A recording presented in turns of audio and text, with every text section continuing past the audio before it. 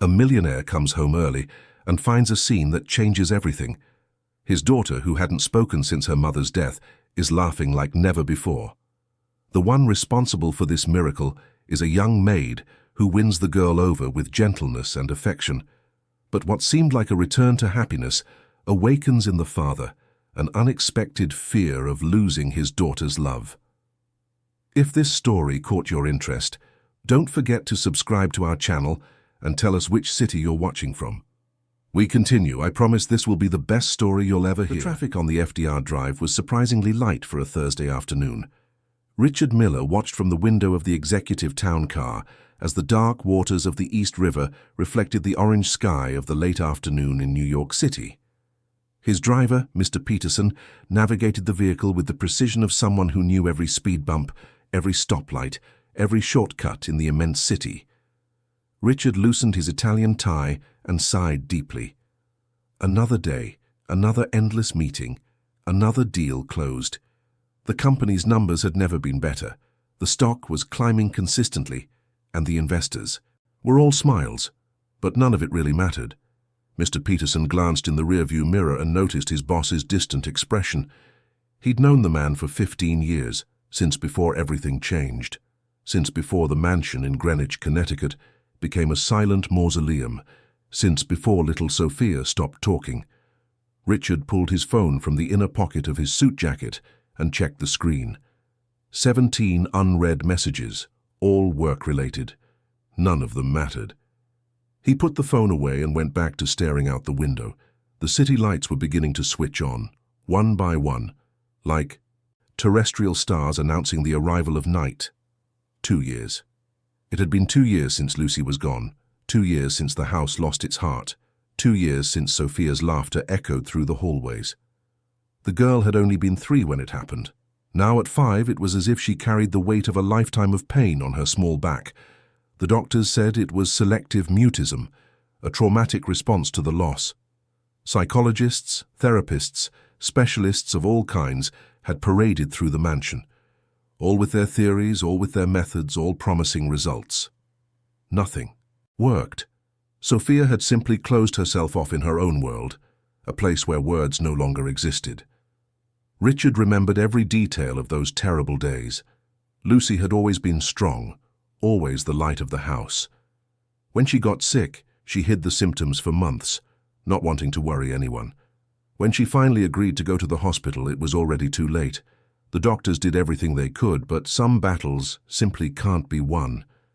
She passed away on an autumn morning, with the leaves falling outside and the sky a leaden grey. Sophia was at school. Richard still wondered if he'd done the right thing by not letting her say goodbye. Maybe if he had, the girl wouldn't carry so much inside her.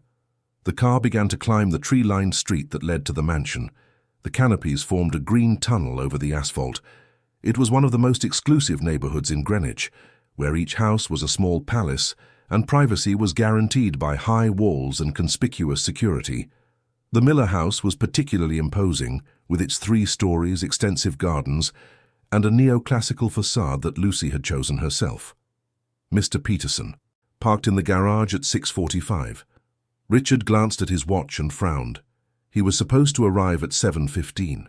The return flight from Washington, D.C. had left early, taking advantage of a better air traffic window. He had tried to call ahead, but the call didn't go through. Whatever, he thought. It made no difference if he arrived now or in half an hour. The routine would be the same. Enter through the back door, go up to his room, change clothes, eat dinner alone in his office, while Sophia ate in her room under the watchful eyes of Mrs. Evans. Mrs. Evans, the family's head housekeeper for over a decade, a woman in her 60s with a rigid posture, hair pulled back in a tight bun, and a permanently serious expression. She had been a rock during the difficult days, organizing everything, keeping the house running, and looking after Sophia with military efficiency. Richard knew he should be grateful, but there was something about Mrs. Evans that had always bothered him. Maybe it was her coldness, the way she treated all the other staff with disdain, the way she seemed to judge every decision he made regarding his daughter. Richard grabbed his briefcase, thanked Mr. Peterson, and entered through the side door that led directly into the foyer.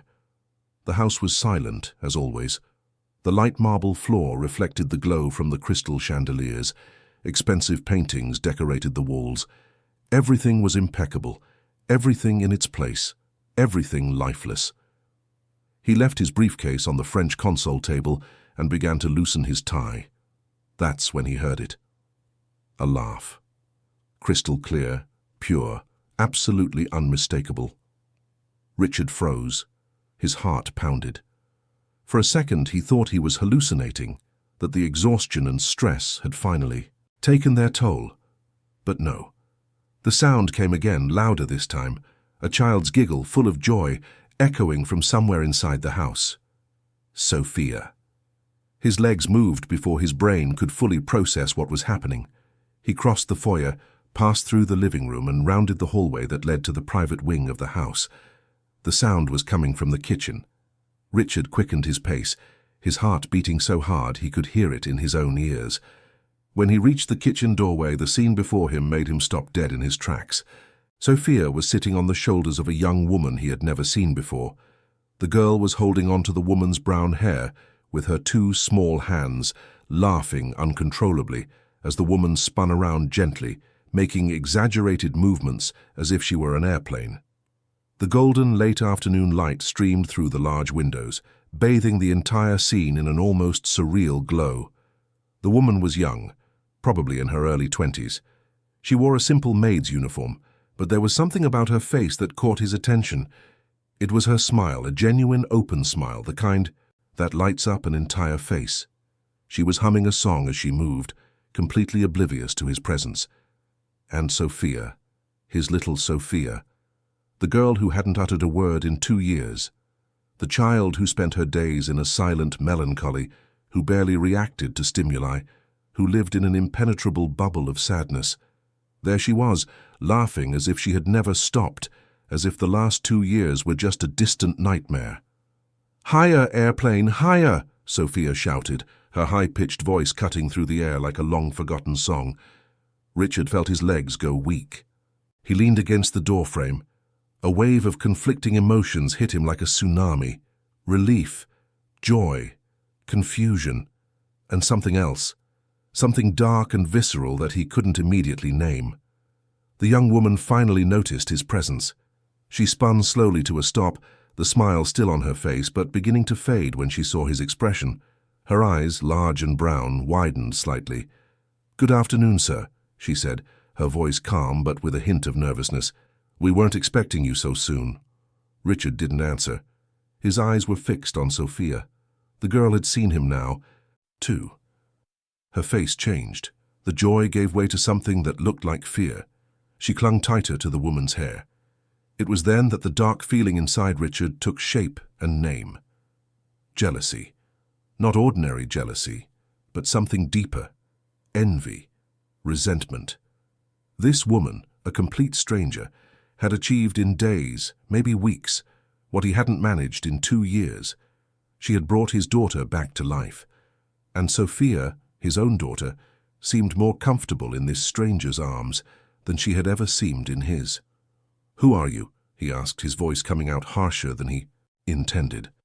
"Marina, sir, Marina Clark. I was hired 3 weeks ago to help in the kitchen and with the cleaning." 3 weeks. Richard felt a tightness in his chest. 3 weeks, and she had already managed to break through the barrier that he, her own father, couldn't crack in 2 years. "And why is my daughter on your shoulders?" he continued, each word loaded with a tension he could barely control. Marina hesitated. "She was helping me make cookies, sir.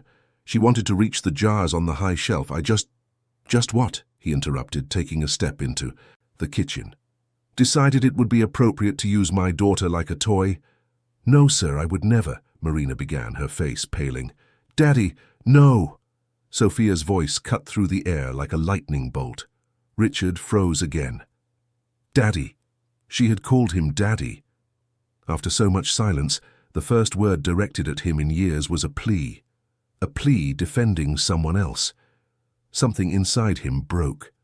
An irrational anger, fueled by months of frustration, of helplessness, of sleepless nights wondering what he had done wrong, erupted like a volcano.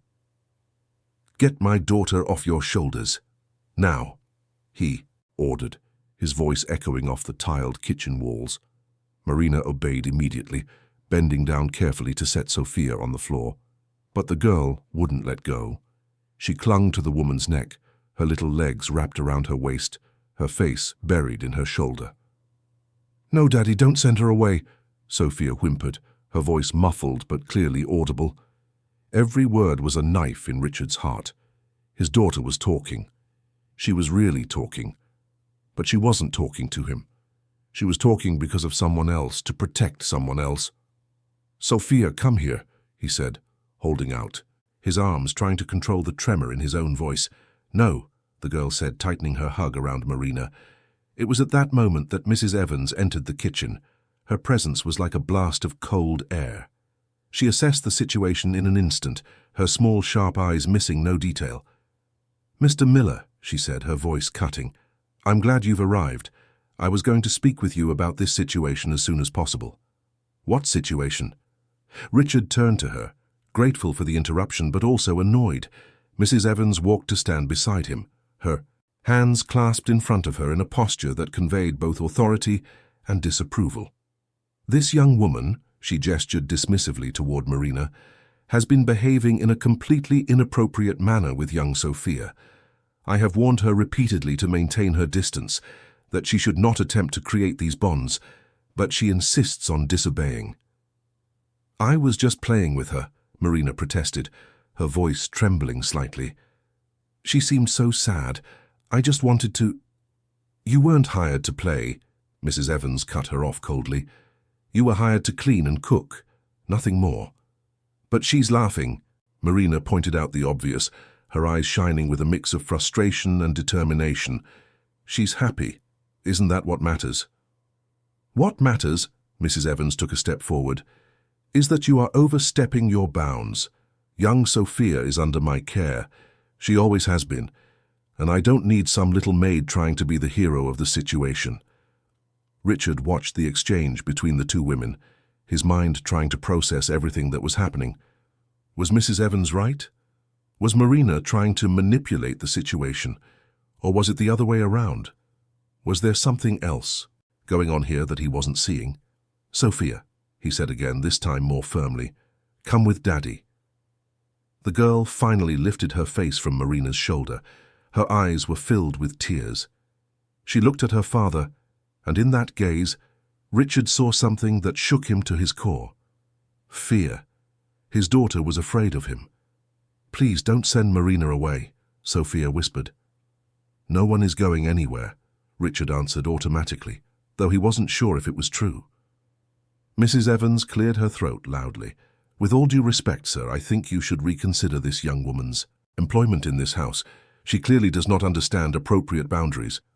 Marina opened her mouth to protest, but Richard held up a hand, silencing everyone. His head ached. The day had been long, the trip tiring, and now this. All he wanted was silence. Peace. But peace had long since abandoned this house. "Everyone, to your places," he ordered. "Marina, get back to work. Mrs. Evans, we need to talk. Sophia." He crouched down to his daughter's level. "You're going to have dinner and then go to bed. We'll talk tomorrow." "But Daddy," Sophia started. "No buts," he cut her off more sharply than he intended. The girl flinched as if she'd been slapped. Her tears began to fall silently. Marina instinctively took a step forward, as if to comfort the child, but Mrs. Evans grabbed her arm forcefully. "You've done enough," the housekeeper hissed. Marina pulled her arm away sharply, but didn't approach Sophia again. Instead, she looked at Richard with an expression that mixed disappointment with something that looked like pity. Pity for him. "Excuse me, sir," she said quietly, and left the kitchen with quick steps. Sophia sobbed loudly and ran after her. Mrs. Evans intercepted her, easily scooping the girl into her arms despite her protests. The child kicked, screamed, and called for Marina repeatedly, but the housekeeper held her firmly and carried her out of the kitchen, heading toward her room.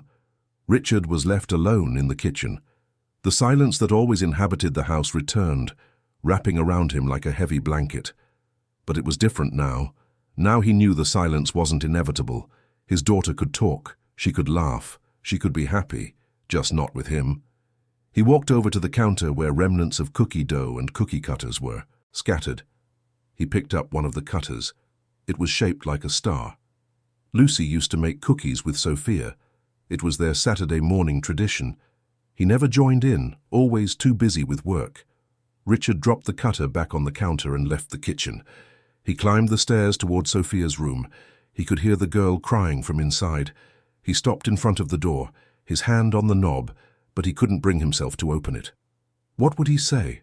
How would he explain? How could he make his own daughter understand that he was trying to protect her, even if she didn't see it that way? He heard Mrs. Evans's voice inside, firm and controlled, telling Sophia to stop the drama, that she needed to eat and behave. There was no affection in that voice. There wasn't the warmth he had heard in Marina's. Richard moved away from the door and went to his own room. He locked himself inside and went straight to the walk-in closet. In the back, in a box he rarely opened, were photos of Lucy. He picked one up where she was pregnant with Sophia, smiling at the camera with that smile that could light up any room. "What do I do, Lou?" he whispered to the photo. "What do I do to bring our little girl back?" The photo obviously didn't answer, but as Richard looked at that beloved face, a certainty began to form in his mind. Something was wrong. There was something happening in his own house that he wasn't seeing, and he needed to find out what it was. Later that night, after a dinner he barely touched, Richard went to his office. It was a large room on the second floor with mahogany shelves filled with books he never had time to read, an imposing executive desk, and in the corner, a security system that monitored every inch of the property. The cameras had been installed after Lucy got sick. It was a security measure, they said, to protect Sophia. Richard rarely looked at the footage. He trusted Mrs. Evans to keep everything under control, but now he turned on the system and started rewinding the recordings. He began with that afternoon, but soon realized he needed to see more. He went back days, weeks, and what he saw sent a chill down his spine. Marina did indeed play with Sophia, but it wasn't just that. She talked to the girl, read her stories, drew with her, and Sophia responded. Not with words, not at first, but with shy smiles, with nods, with a light in her eyes that Richard hadn't seen in a long time. And Mrs. Evans? The footage showed another reality. She treated Sophia with indifference when no one else was around.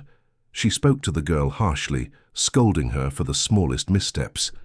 In one recording, Richard saw Mrs. Evans snatch a toy from Sophia's hands with brutal force, saying that girls who didn't talk didn't deserve to play. But there was more, much more. And what Richard discovered in the following hours would change everything. In one recording from 3 days ago, he saw Mrs. Evans entering Lucy's room. The room had been sealed since she passed. Richard didn't have the courage to go in there. It was like a shrine. The housekeeper looked around, making sure she was alone, and then opened one of the dresser drawers. She took out a small box. Richard recognized it immediately. It was the jewelry box he had given Lucy on their first wedding anniversary. Inside was a diamond necklace, a one-of-a-kind piece valued at over $200,000. Mrs. Evans opened the box, took the necklace, examined it against the light, and then slipped it into her own pocket. Then, with calculated movements, she took some scarves that were in the drawer and placed them inside the box to give it volume. She closed everything and put it back in its place. Richard watched the scene 3 times to be sure of what he was seeing. Mrs. Evans had stolen the necklace, and that wasn't all. Continuing to watch the footage, he found another scene, this one from 2 days ago. Marina was in the laundry room folding clothes. Mrs. Evans came in with a bag. From the cameras, it wasn't possible to see what was inside, but the 2 women's body language told the story. Mrs. Evans was accusing Marina of something. The young woman denied it vehemently, tears streaming down her face. The housekeeper showed her something in the bag. Marina fell to her knees, still denying it. Mrs. Evans threatened her with her finger, her mouth moving in words Richard couldn't hear but which were clearly cruel. Then Mrs. Evans left the laundry room with the bag. Marina remained on the floor, crying. Richard needed to know what was in that bag. He fast-forwarded the recordings, following Mrs. Evans's movements. She went to Marina's room, entered without knocking, and hid the bag inside the young woman's closet. Then she left with a satisfied smile on her face. The trap was set. Mrs. Evans had stolen the necklace, planned to frame Marina, and thus get rid of her. The question was why? What threat did Marina represent to the housekeeper? The answer came when Richard went even further back in the recordings. He found a scene from almost a month ago. Mrs. Evans was in his office, the same one where he was now. She was on the phone. Richard turned the volume up to maximum, but even then he could barely hear. He activated the system's auto-captioning feature. The words began to appear on the screen. "You need to understand," Mrs. Evans was saying into the phone. "If this girl starts talking again, if she recovers, he won't need me anymore. I'll lose everything I've built here, this house, this job, it's all I have. I'm not going to let some little maid ruin it." There was a pause as the person on the other end spoke. "No, she's smart. I have to be careful. But I'll find a way. I always do." Richard turned off the recording. His hands were shaking. The anger he had felt before was nothing compared to what he felt now. Mrs. Evans wasn't taking care of Sophia. She was sabotaging her recovery. And all for fear of losing her job, her status, the position of power she held in that house. He looked at the clock. It was almost midnight. The whole house was asleep. But Richard knew he wouldn't be able to sleep until he resolved this. He saved the most important recordings to a flash drive, turned off the system, and left the office. He stopped first in front of Sophia's room. He opened the door slowly. The girl was sleeping, curled up, her face still stained with tears. Next to the bed on the floor was a drawing. Richard picked it up and brought it to the light of the hallway. It was a drawing of 3 people, one big, one medium, and one small, all holding hands, all smiling. Underneath, in the uncertain handwriting of a 5-year-old, was written, "Me, Marina, and Daddy." Richard felt tears burn his eyes. His daughter wanted a family. She wanted love. She wanted someone who would play with her, make her laugh, treat her like a child and not like a broken project that needed to be fixed. He folded the drawing carefully and put it in his pocket. Then he went to Mrs. Evans's room. He knocked on the door hard. Once, twice, 3 times. He heard movement inside, footsteps approaching. The door opened, and Mrs. Evans appeared, dressed in a dark robe, her hair down for the first time he'd ever seen it, her expression annoyed. "Mr. Miller, it's almost midnight." "What?" "We need to talk," Richard interrupted her. "Now." "About what?" she asked, but there was something in her voice, a hint of nervousness she was trying to hide. "About a diamond necklace, about a mysterious bag, about phone conversations, about everything you've been doing behind my back." Richard saw her face change. The mask of authority she always wore began to crack. Her eyes widened slightly. Her mouth opened, but no sound came out. "My office," he ordered. 5 minutes, and I suggest you think very carefully about what you're going to say." He turned and went downstairs, not waiting for a response. His footsteps echoed on the marble. For the first time in 2 years, Richard Miller felt like he was in control, and this time he wouldn't let anyone hurt his daughter again. The confrontation was about to begin, and the truth, all of it, was about to come out. Richard turned on only the desk lamp in his office, creating an interrogation-like atmosphere. He plugged the flash drive into the computer and waited, his fingers drumming lightly on the mahogany surface. Every second felt like an eternity.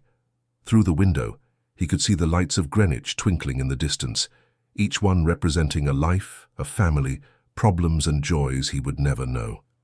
But now, for the first time in a long time, he was completely focused on his own house, on his own family. The door opened and Mrs. Evans entered. She had composed herself, her hair once again in its impeccable bun, the robe replaced by formal attire. It was as if she were preparing for battle.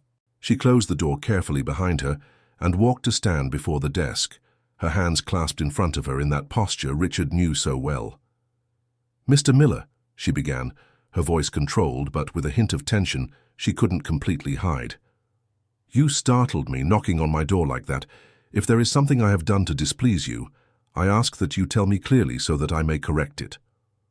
Richard leaned back in his chair, studying her face.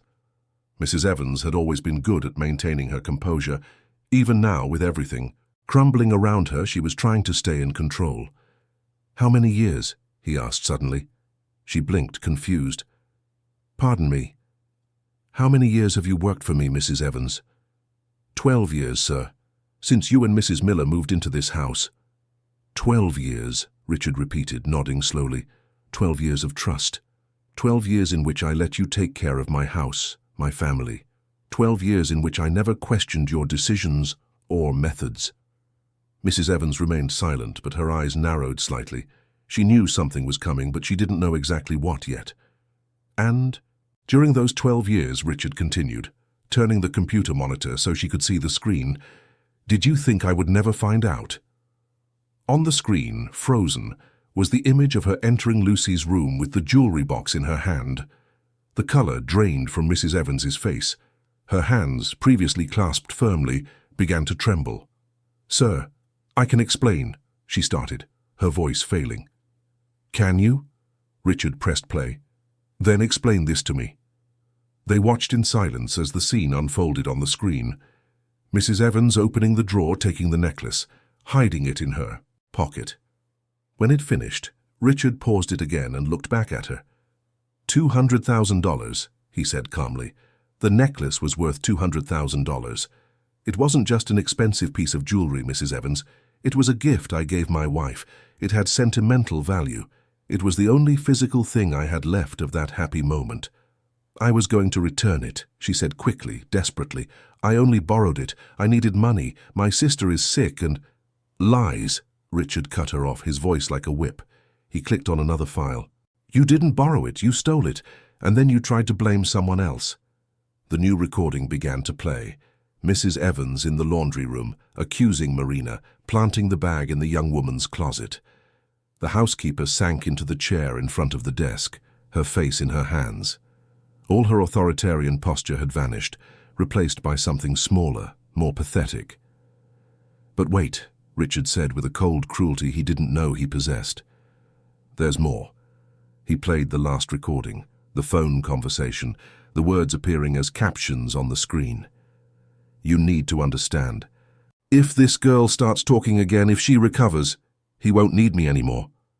Mrs. Evans sobbed. It was a loud, desperate sound. She looked at Richard with pleading eyes.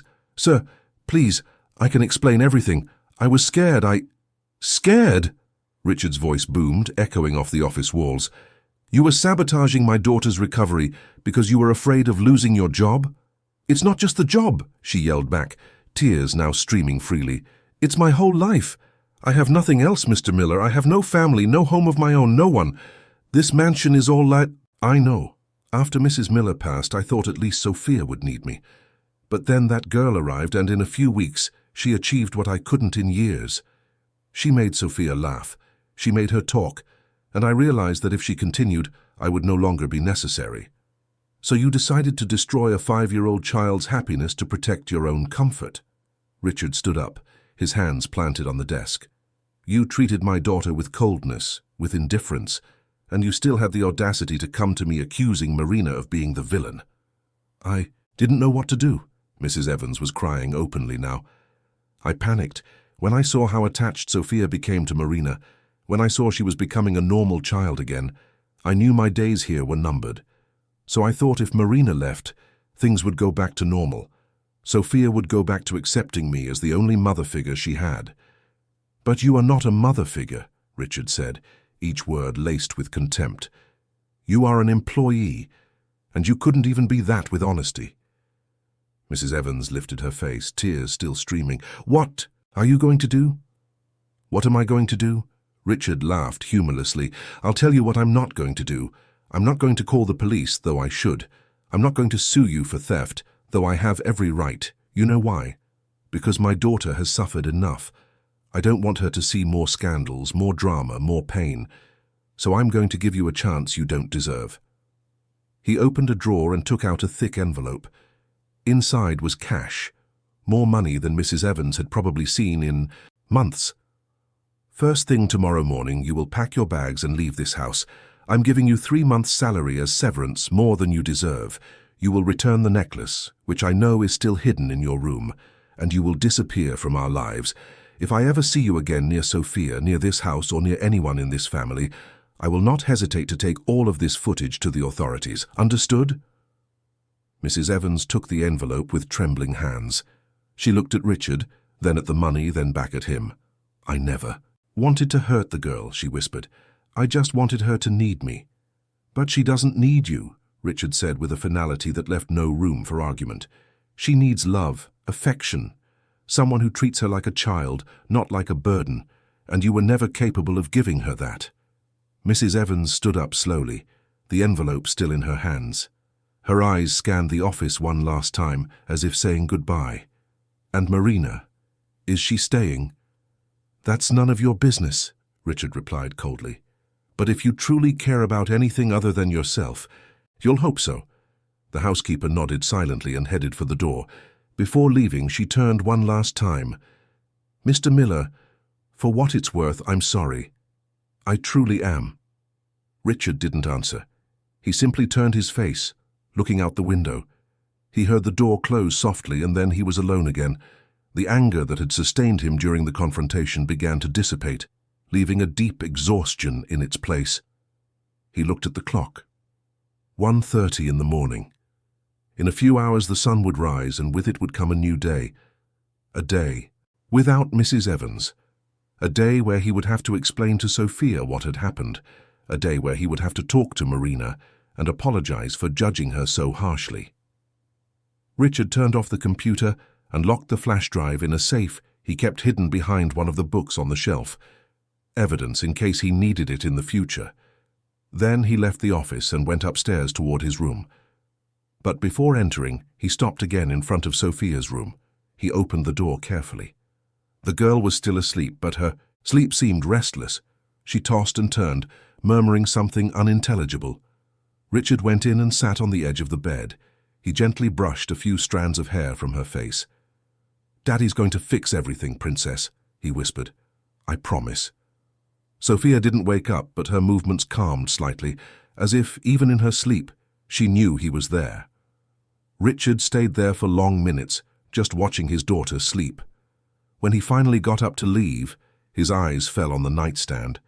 There was a small drawing pad there. He picked it up and flipped through it, page after page of children's drawings. Houses, trees, flowers, people, and in almost all of them there were 3 figures, always 3, one tall, one medium, one small. He closed the pad carefully and put it back in its place. He left the room and finally went to his own bed, but sleep wouldn't come. He stared at the ceiling, thinking about everything that had happened, everything he needed to do. When the sun finally began to rise, painting the sky in shades of orange and pink, Richard was already up. He took a long, hot shower, put on casual clothes for the first time in weeks, and went down to the kitchen. It was Friday. He would cancel all his appointments for the day. For the first time in years, his priority would be his daughter, not his job. In the kitchen, he found Marina already awake, making breakfast. She turned as she heard him enter, and he saw the surprise on her face. It was clear she didn't expect to see him there, especially not dressed so casually. "Good morning, sir," she said quietly, quickly turning her attention back to the coffee maker. "Good morning, Marina," he replied, pulling out a chair and sitting at the kitchen table, something he never did. "Can we talk?" She hesitated, then turned off the stove and turned to face him. "Of course, sir." "First," he began, "I need to apologize to you. Yesterday, I judged you without knowing the full situation. I accused you unfairly and allowed my own insecurities to dictate my actions." Marina blinked, clearly surprised. "Sir, let me finish." He held up a hand. "I watched the security camera footage, all of it. I saw how you treated my daughter. I saw the patience, the affection, the dedication. I saw how you managed to reach her in a way that neither I nor any of the specialists I hired could. And I also saw what Mrs. Evans did. How she framed you, how she lied, how she manipulated the situation." Tears began to form in Marina's eyes. She said nothing, just waited. "Mrs. Evans no longer works here," Richard continued. "She left this morning and she won't be back. and I would very much like for you to stay, not just as a kitchen employee, but as someone who can truly help Sophia." Marina quickly wiped her tears with the back of her hand. "Mr. Miller, I never wanted to cause any trouble. When I first saw Sophia, so sad, so withdrawn, my heart just broke. I have a younger sister. She's the same age as Sophia, and I couldn't imagine my little sister in that state. So I just tried to do what I would do with her. Play, talk, make cookies, simple things." "And it worked," Richard said with a sad smile. "In 3 weeks, you accomplished what I couldn't in 2 years." "That's not true, sir," Marina said quickly. "Sophia always wanted to come back. She was always there. She just needed someone who wouldn't pressure her, who wouldn't try to fix her as if she were broken. She just needed time and someone to love her for who she is." The words hit Richard like a punch to the gut. She was right. He had treated Sophia like a project, something that needed to be fixed. He hired specialists, bought books, followed programs. But he never just sat on the floor and played with her, never picked her up for no reason, never sang silly songs or played airplane with her on his shoulders. "You're right," he admitted, "and I've been a terrible father." "No, sir." Marina took a step forward. "You haven't been terrible. You were grieving too. Losing someone you love is hard, and having to be strong for a small child on top of that, that's nearly impossible. You did the best you could with the tools you had." "But it wasn't enough," Richard said quietly. "So we'll do things differently from now on," Marina smiled softly. "Together." "Together," Richard repeated, liking the sound of the word. They were interrupted by a noise from the stairs. Small, quick footsteps. Sophia appeared at the kitchen entrance, still in her pajamas, her hair messy, her eyes searching. When she saw Marina, her whole face lit up. "Marina!" She ran to the young woman, who immediately scooped her up.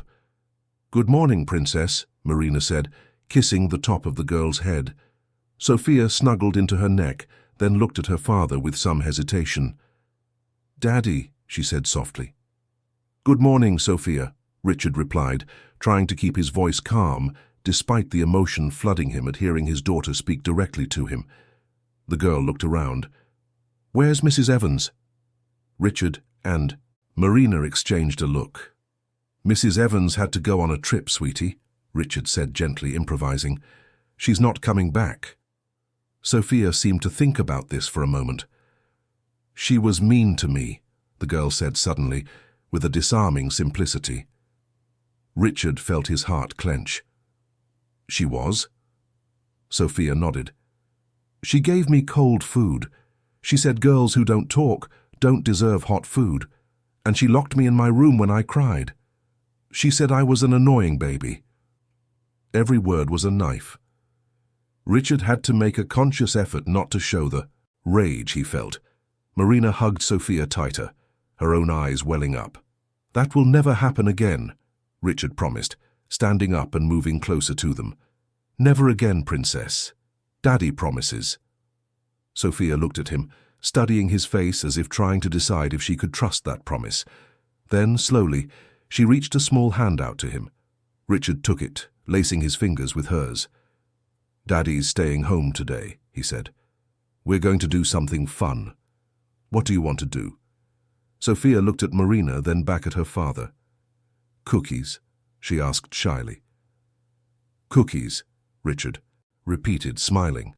"Of course, we'll make cookies together." And so the day began.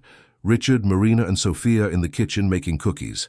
Marina taught, Sophia helped, and Richard tried to keep up, clumsy but determined.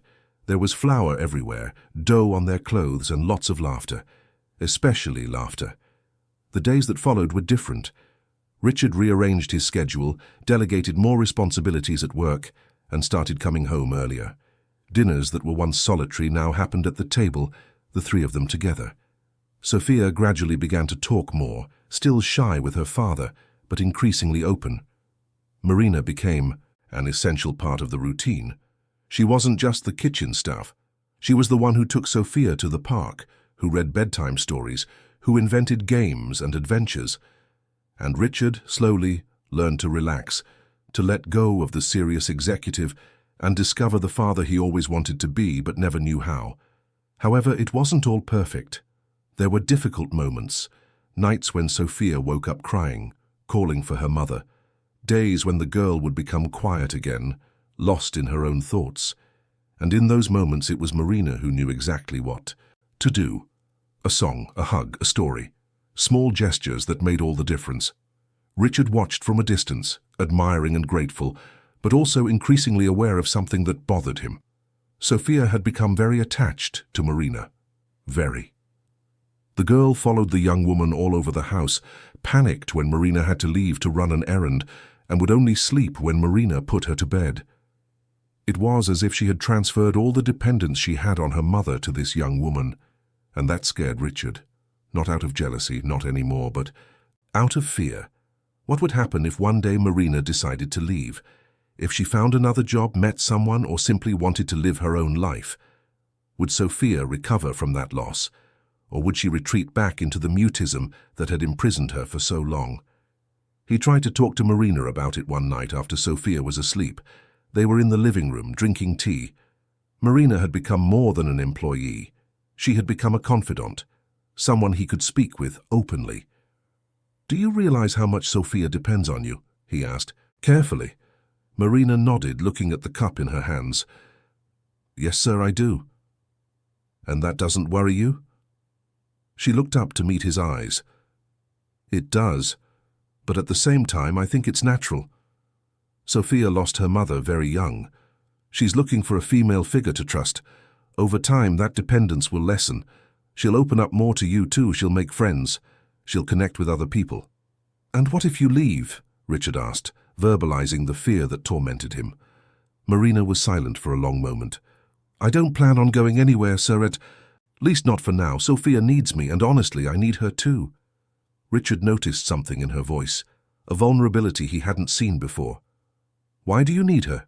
Marina hesitated, then sighed. "I lost someone too, sir. My mother. It was 2 years ago, around the same time Mrs. Miller passed away. Cancer, too. My family fell apart after that. My dad started drinking, my siblings scattered. I came to New York looking for a fresh start. When I got this job and met Sophia, it was like I found a purpose again. Taking care of her helps, and me deal with my own pain." Richard didn't know what to say. He had assumed so many things about Marina, had judged her so quickly, and in the end, she was just a person trying to survive her own losses, just like him. "I'm so sorry," he said finally. "I didn't know." "There was no way for you to know, sir. I don't talk about it much." They sat in comfortable silence for a few minutes, each lost in their own thoughts. "Marina," Richard said suddenly. "Yes, sir?" "Stop calling me sir, at least when we're alone. My name is Richard." She smiled. "Okay, Richard." And just like that, in that simple moment, something shifted between them. An invisible barrier fell. They were no longer just boss and employee. They were two people who had lost loved ones, two people trying to help a little girl find joy again, two people learning that shared pain can become a little lighter. The days turned into weeks. The routine settled in. Richard worked in the mornings, came home for lunch, and spent the afternoons with Sophia and Marina. Weekends were sacred, dedicated entirely to family. They visited parks, children's museums, the mall, for ice cream. Sophia blossomed. Her cheeks gained color, her eyes regained their sparkle, her laughter became more and more frequent. But then, everything changed again. And this time, it was much worse. It was on a Tuesday that everything started to fall apart. Richard was in an important meeting at the company's headquarters on Park Avenue. The meeting dragged on for hours, discussions of mergers and acquisitions that demanded his full attention. He had promised Sophia he would be home in time for dinner, but the negotiations got complicated. When he finally managed to leave, it was already past 8 at night. The traffic was chaotic as always, and Richard drummed his fingers impatiently on the armrest while Mr. Peterson navigated the sea of gridlocked cars. He picked up his phone and called home. Marina answered on the second ring. "Hi, Richard," she said, and he noticed something strange in her voice, an underlying tension. "Is everything okay?" he asked immediately. There was a pause. "Yes, it is," Sophia's fine. Just a little upset you didn't make it for dinner. I know, I'm stuck in traffic. I'll be there in half an hour tops. Did she eat? She did, but not much. She's waiting for you to read her a bedtime story. Richard sighed in relief. Tell her Daddy's on his way, and we'll read 2 stories tonight to make up for it. He heard Marina laugh softly. Okay, drive safe. The call ended, but Richard was left with an uneasy feeling. There was something in Marina's voice that bothered him, something she wasn't saying. He tried calling back, but this time no one answered. She was probably busy with Sophia, he thought, putting his phone away. When he finally got home, it was almost 9 o'clock.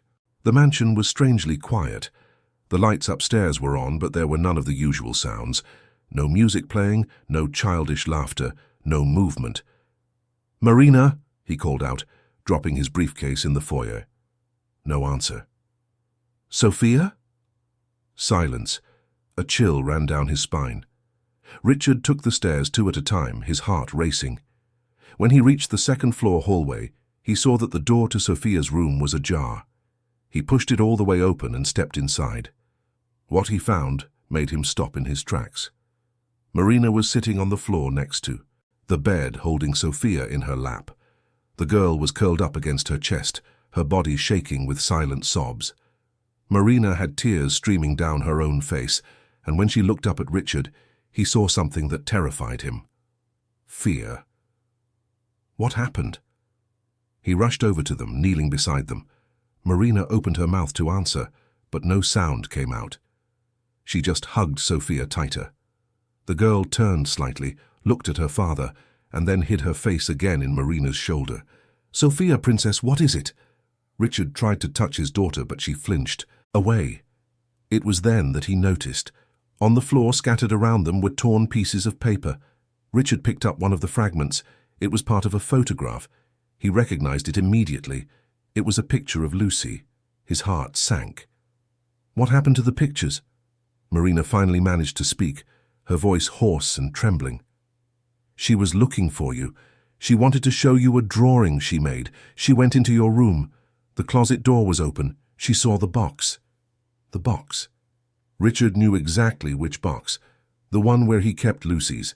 Photos, her mementos, her personal things. The box he never showed Sophia, because he thought protecting her from the memories would be better than letting her face them. She opened it, he asked, though he already knew the answer. Marina nodded. She saw everything, the photos, the letters, the objects, and then she started crying. I tried to calm her down. I tried to explain, but she became completely hysterical. She started tearing up the photos, screaming that it was her fault, that Mommy left because of her. No, Richard whispered, feeling the world crumble around him. No, no, no. He tried to hold Sophia, but the girl struggled violently. Don't touch me, she screamed. You hate me. You keep Mommy away from me because you hate me. The words were like bullets. Richard recoiled, stunned. Sophia, I would never... You hid her, the girl continued between sobs. You locked Mommy in that box and never let me see. It's because I killed her. I killed Mommy. No, Richard practically shouted. You didn't kill anyone, Sophia. Mommy got sick. It wasn't your fault. It was never your fault. But Sophia wasn't listening. She buried her face in Marina's shoulder again, crying so hard her whole little body trembled. Marina looked at Richard, her eyes pleading for help, but he didn't know what to do. All his business acumen, all his intelligence, all his money, none of it mattered now. He didn't know how to reach his own daughter. Marina, with infinite gentleness, began to rock Sophia, humming a lullaby softly. Gradually the girl's sobs subsided, not because she was better, but because she was exhausted. Her little eyes closed against her will, until she finally fell asleep, still clinging to Marina. With extreme care, Marina stood up and placed Sophia in bed, pulling the blanket over her. She kissed her forehead gently and then turned to Richard, who was still kneeling on the floor, surrounded by pieces of torn memories. We need to talk, she said quietly. Downstairs. Richard nodded mutely. He gathered the photo fragments with trembling hands and stuffed them into his pockets.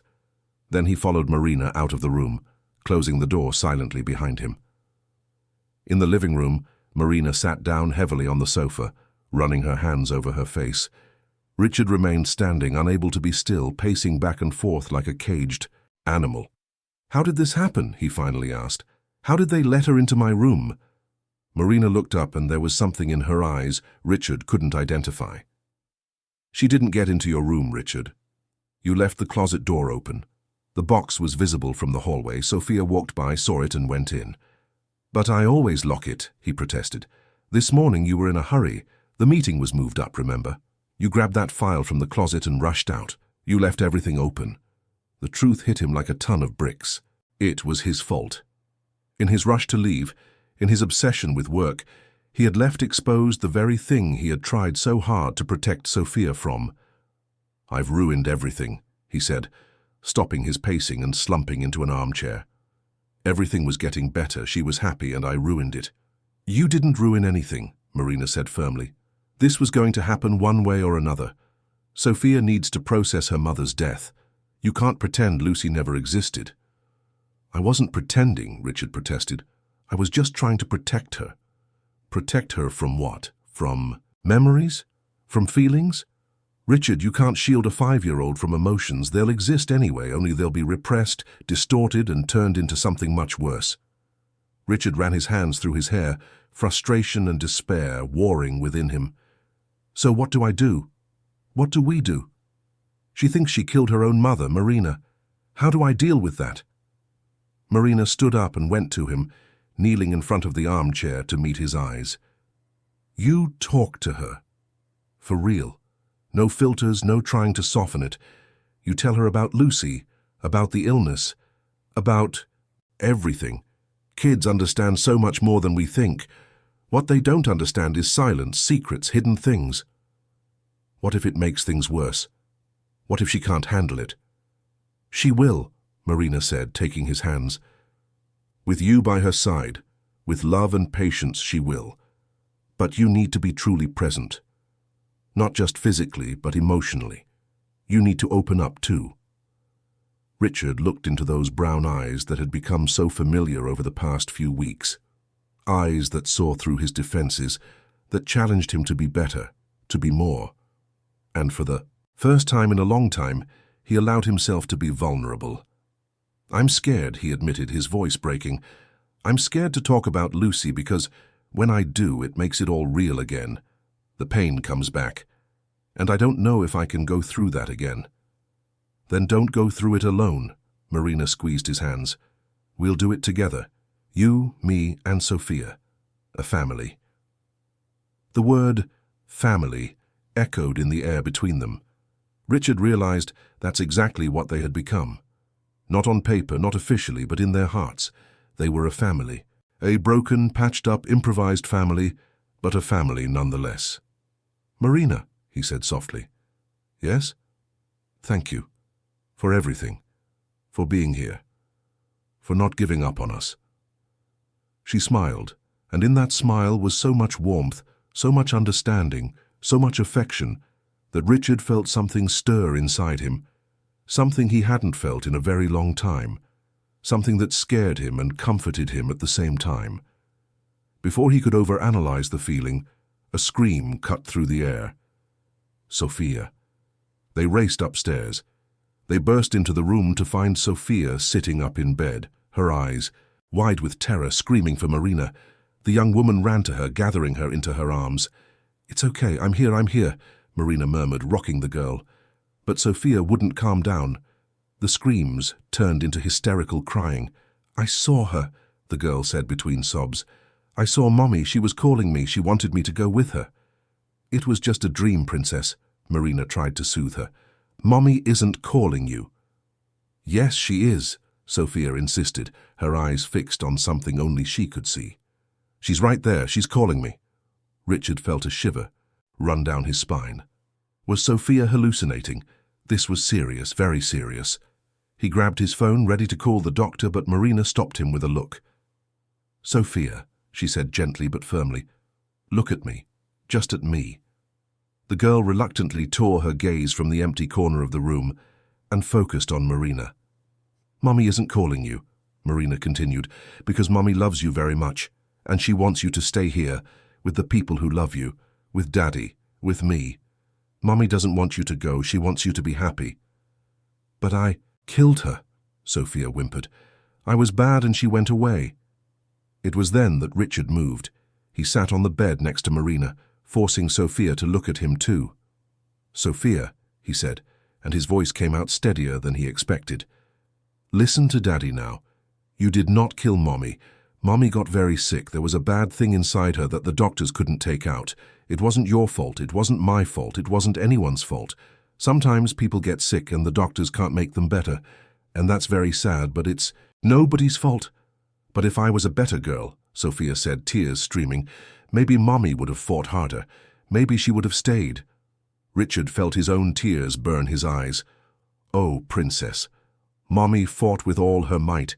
She fought so hard, because she loved you more than anything in the world. But sometimes, no matter how hard we fight, we can't win. And it's not because we don't love enough. It's because some battles are just bigger than we are." "So it wasn't my fault?" Sophia asked, a fragile hope in her voice. "It wasn't your fault," Richard repeated, this time taking his daughter into his own lap, lifting her from Marina's arms. Sophia was stiff for a moment, but then she allowed herself to relax against his chest. "It never was, and it never will be your fault. And Mommy loves you. She will always love you, no matter where she is." "Does Daddy love me?" Sophia asked softly, so softly he almost didn't hear. "More than anything in the world," he answered, holding her tight. "More than anything in the world, Princess." They stayed like that for long minutes, Richard holding Sophia, Marina sitting. Beside them, her hand resting gently on the girl's back. Slowly, Sophia began to calm down again. Her breathing became more regular, her body relaxed. "Daddy?" she said after a while. "Yes, Princess." "Can you tell me about Mommy? What was she like when you met her? How did you become friends?" Richard looked at Marina, who nodded encouragingly. He took a deep breath and began. "I met your mother at a party. It was a friend's birthday. I was bored, ready to leave, when she walked into the room. And it was like the sun had just risen inside. The house." Sophia snuggled closer, listening intently. And then I went to talk to her. But I was very clumsy. I tripped over my own feet and spilled juice on her shirt." Sophia let out a small giggle. "You did that?" "I did." Richard smiled at the memory, and instead of getting mad, she laughed, that laugh of hers that lit up everything, and she said at least now she had an excuse to leave that boring party. "She thought the party was boring too?" Sophia asked. "She did. So we left together. We went to get ice cream at the shop on the corner, and we talked all night about everything, about dreams, about fears, about what we wanted from life." "And what did Mommy want?" Richard felt his throat tighten. "She wanted to be happy. She wanted to have a family. She wanted to have a beautiful little girl that she could love and take care of. And then you were born, and she said she had everything she had ever dreamed of." "I want to remember her too," Sophia said. "Can I see the pictures? The ones I didn't tear up?" "Of course you can," Richard promised.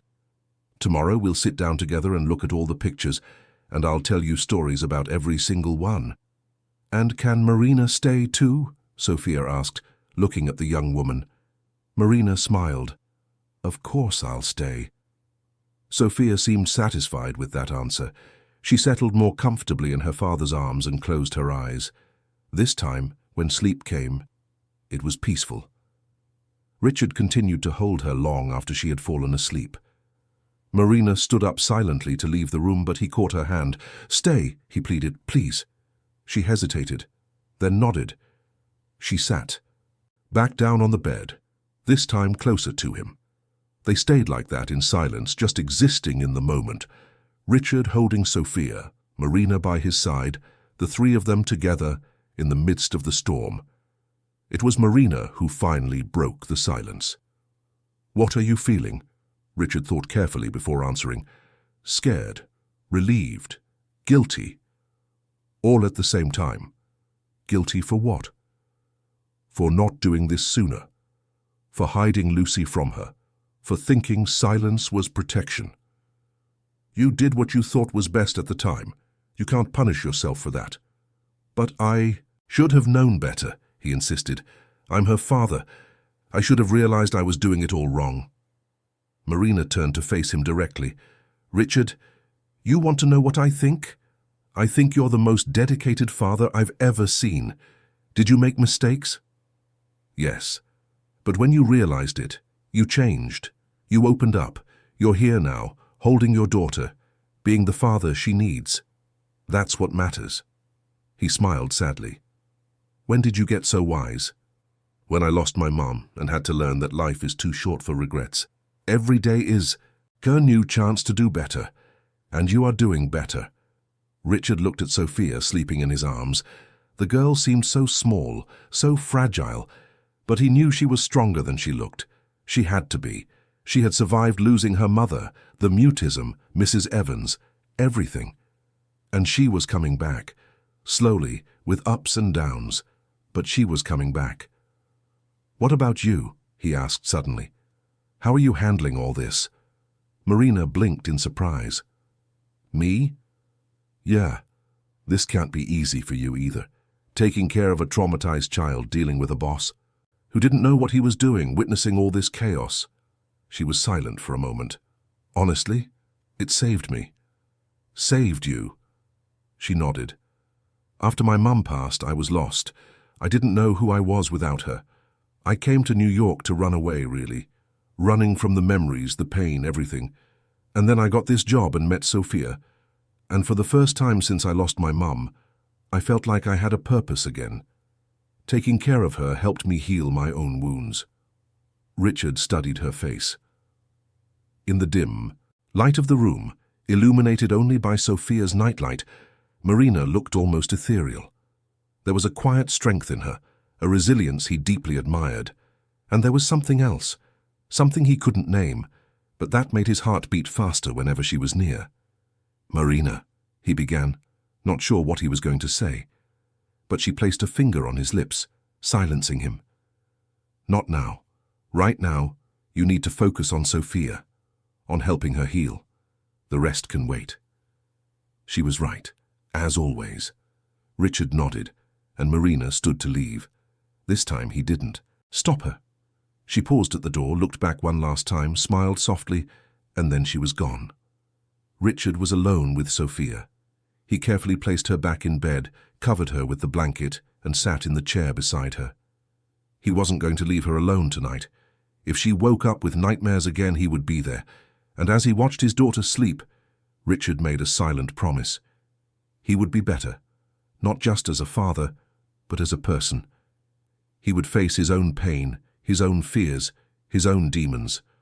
For Sophia, for himself, and though he wouldn't admit it yet, for Marina too. Because she was right, they were a family. A strange, unconventional family, but a family.